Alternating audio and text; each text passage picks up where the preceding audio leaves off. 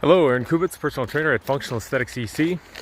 So, I can't tell you how many times I hear people say that, man, when I was younger, I could eat whatever I wanted and I wouldn't gain any weight. Now, I look at something like a burger or a donut, a piece of pie, man, I'll gain like 5 pounds.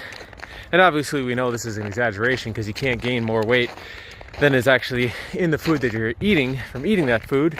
But, you know, it has more shock value, and I understand that because we do that all the time with many different things in our life. But aside from all that, it doesn't even hold up to the science. So, according to science, you know, depending on which research article you're reading, your metabolism actually, or your metabolic rate and your metabolic efficiency and all that, doesn't actually start to decrease due to age until about 60 to 70 years old. Again, depending on which article you're reading. And I can leave these articles in the comments after I'm done with this video. But a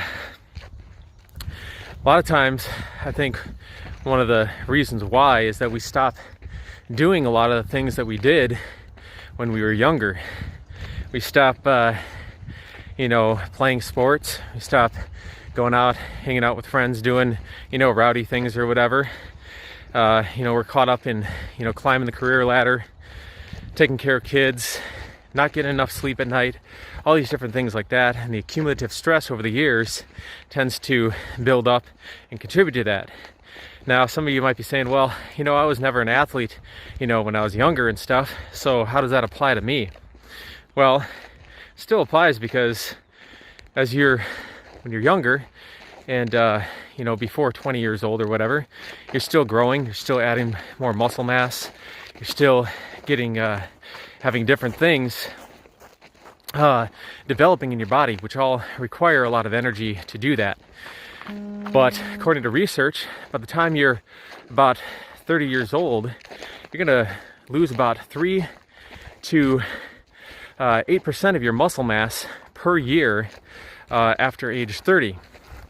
And then by the time you're 40 or 50 years old, you can expect to have lost about 40% of your total muscle mass. And after 50, for every 10 years after that, you can expect to lose an additional 15%. Now, you might kind of guess where I'm going with this at this point, because we know that you know, muscle is going to burn fat. You know, trainers are always telling you that the more muscle you have, the higher your metabolic rate is going to be. And I think there was a women's magazine years ago that said that for every pound of muscle that you build, you'll burn an additional 15 calories at rest, or your base metabolic rate, you know, is going to increase by 50 calories per additional pound of muscle.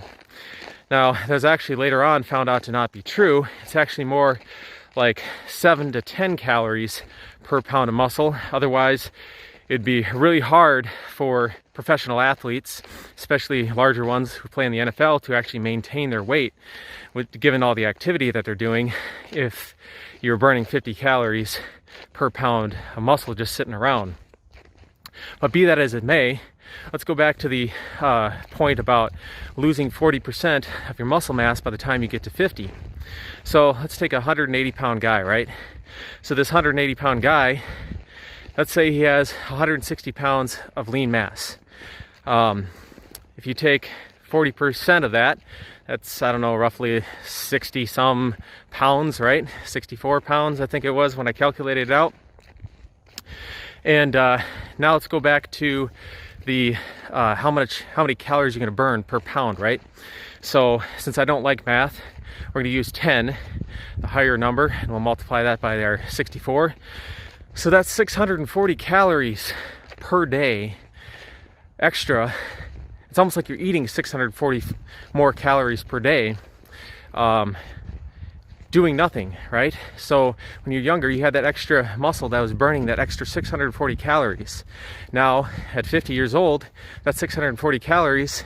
You haven't changed your activity levels or anything like that, but just because you've lost some muscle, that 640 calories per day is going to add up. So now you have 1 pound of fat containing 3,300 calories in a pound of fat. So if you divide 640 into 3,300 calories, it comes out to roughly 1 pound of fat that you're gaining every week. Just do that extra 640 calories, right? So you're not actually burning. So if you have 52 weeks in a year, right? That's 52 pounds that you could be gaining simply by virtue of the fact that you've lost that 64 pounds of muscle, right? So a lot of people, what they'll do when they start gaining this weight is actually the opposite of what you should be doing. They'll go out there, start doing marathon training, doing long bike rides, and cutting meat out of their diet, eating fruits and salads and stuff. And there's nothing wrong with doing cardiovascular exercise. It's good for you.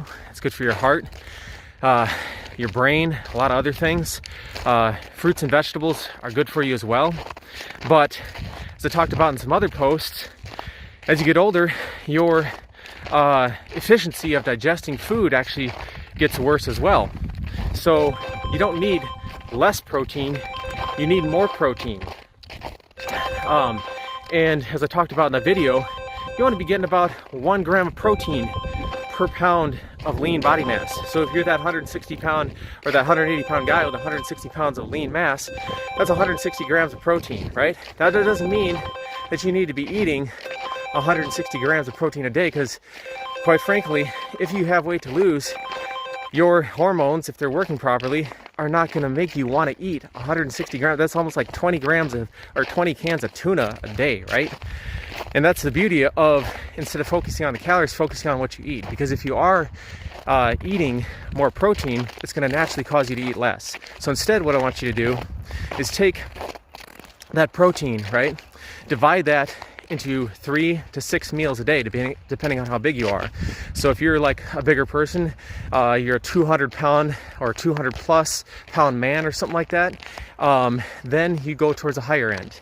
If you are a smaller person, you go towards the lower end, so like 3 meals, right? So if we're gonna go back to that 160 pound guy, right? If we divide the 160 into like 4 different meals, that's roughly 40 grams of protein per day that you would want to be eating, right? In order to hit your goals. So it's not about that you have to eat 4 meals a day, but every time you eat, start it off with 40 grams of protein.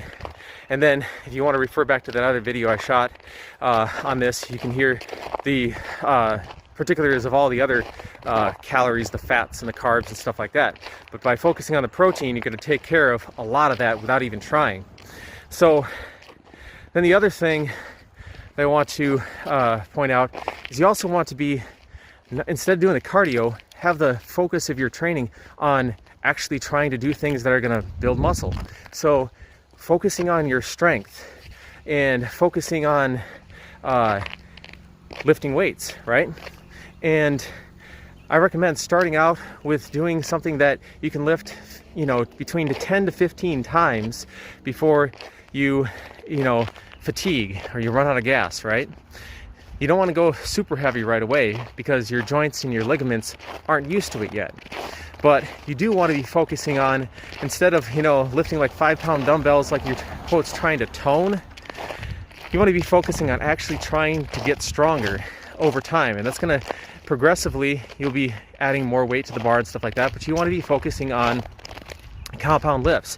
So what a compound lift? Compound lift is something that's using most of the major muscle groups in your body. So things like your thighs, your butt, your chest, your shoulders, your back is a huge one, and how are you going to activate that is by doing things like squats, deadlifts, push-ups, bench presses, overhead presses, hanging from a pull-up bar, doing pull-ups. Obviously, if you've never lifted weights before, you're going to have to work up to doing these things, but these are the goals of where you're trying to go for. Because if as you get older, the one thing that's going to stop you from losing muscle, or at least slow it down drastically, is by giving your body a reason to hang on to the muscle. And how you're going to do that is by actually lifting weights and eating more protein while you're doing it. Because lifting the weights, it breaks down the muscles, And then when the body goes to rebuild what was broken down, you got to make sure that you're putting in the right materials for the body to build itself back stronger and better than it was before. So the last thing I want to touch on before closing out this video is, a lot of people say, well, I'm going to wait until I retire to wait to get in shape, right? Because, you know, I'm taking care of my kids, I'm working on the career, you know, and then I want a social life too. You know, I just don't have time to do that. I'll wait until I have more time when I retire. But if you think back to the thing, if you lost 40% of your muscle mass, you know, your insulin sensitivity is going to have decreased because of your fat increasing. Now you might be pre-diabetic or type 2 diabetic. Your energy is going to be down. You're going to be have a lot less strength. You're not going to feel like going out there and getting in shape when you retire more than you do now. If anything, it's going to be worse, right? So start out small, but be consistent. And as you do this, you will find that your energy will increase, your focus will increase, your drive and your confidence are going to increase, which is going to help you right now, not in the future, but also right now, so that you can have more time to enjoy the things that you like to do and be better at your job as well. So instead of waiting till, you know, sometime in the future, don't think that you have to be doing like an hour every day or even an hour 3 times a week. Start out with something that you can maintain and continue it, and then just try to add maybe 10% every week. And then, you know, after maybe doing that for a month or so, stop and just kind of maintain where you're at. And then, you know, make another push after a month of maintaining until you get to the point where you're, you know, lifting weights, you know, 3 to 4 times a week. You're doing more walking, jogging if that's your thing, cycling or whatever. Make those small increments, start today, and by the time you're 50 years old, you're going to be way ahead of your peers who waited until they were 50 to start exercising. So that's all I got to say today, guys. Hope you have a great weekend. Stay warm, and we'll see y'all next time.